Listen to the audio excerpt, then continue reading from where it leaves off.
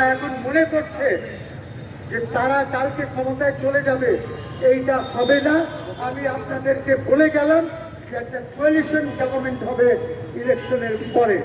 আজকে ক্ষমতায় না গিয়ে তারা যেভাবে চাঁদাবাজি করছে, যেভাবে ত্রাণের মান নিয়ে যাচ্ছে, ওরা যত আপনি ছাত্র দল বলেন, আপনি ওই যে কি বলে তাঁতি দল বলেন, সব দল রাস্তায় আছে।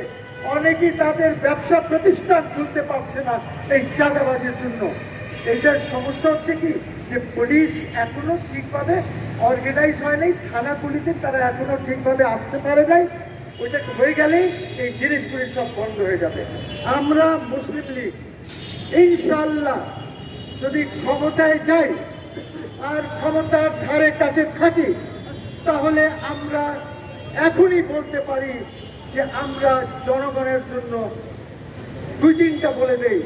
আমরা স্বাস্থ্য খাতে আমরা একটি এমন বিপ্লবী পরিবর্তন আনবো যে একটা রিক্সাওয়ালাও ইনশাআল্লাহ বড় বড় হাসপাতালে চিকিৎসা নিতে পারবে। আমি আপনাকে বলতে পারি যে 5 লক্ষ টাকা পর্যন্ত চিকিৎসার গরিব রোগীর জন্য, যাদের 10 থেকে 20,000 টাকা আয় আছে, তাদের কোনো টাকা লাগবে না, যে কোনো হাসপাতালে আপনি যান। আমি এটা এখনই বলে দিতে পারি। আমি আরো বলতে চাই, আপনারা যাদের আয় কম আছে, 10,000 থেকে 20,000 টাকা আয় আছে, তাদের জন্য আমরা কমপক্ষে 200 ইউনিট পাওয়ার আমরা 2 টাকা পার ইউনিট দেব। আমি ফ্রি করতে পারবো না বিদ্যুৎ, 2 টাকা পার ইউনিট দেব। যাদের আয় 10,000 থেকে 20,000-এর মধ্যে আছে, মানে 0 থেকে 20,000-এর মধ্যে আছে, যারা এডুকেশন যেটা ধ্বংস হয়ে গেছে, এইটাকে আমরা আবার গঠন করব, এমন ভাবে গঠন করব যে মুসলিম জাতীয়তাবাদ সেখানে যেন ওই সিস্টেমে মুসলিম জাতীয়তাবাদ থাকে। আমার হিন্দু ভাইদেরকে বা অন্য যারা আছে তাদেরকে বলবো, আপনাদের ভয়ের কিছু নাই।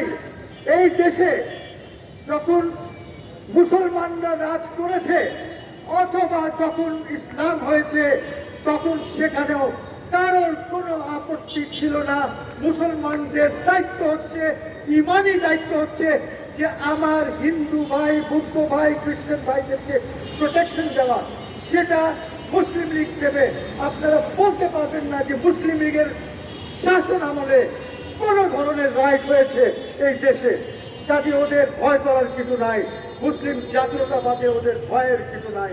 আমরা ওদের ভাই, তারা আমাদের ভাই, তারা এই দেশে থাকবে, আমরা মিলেমিশে থাকবো। আইনের শাসন তো নিশ্চিত হবে। শাসন করার জন্য আইন হবে না, এইগুলি আমরা সব নিশ্চিত করবো।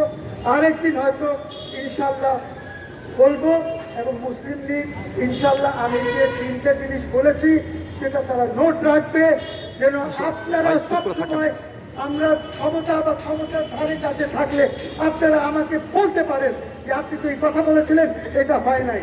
আমরা আপনাদের কাছে মাথা নত করব যদি আমরা এটা না করতে পারি। সকলকে অসংখ্য ধন্যবাদ।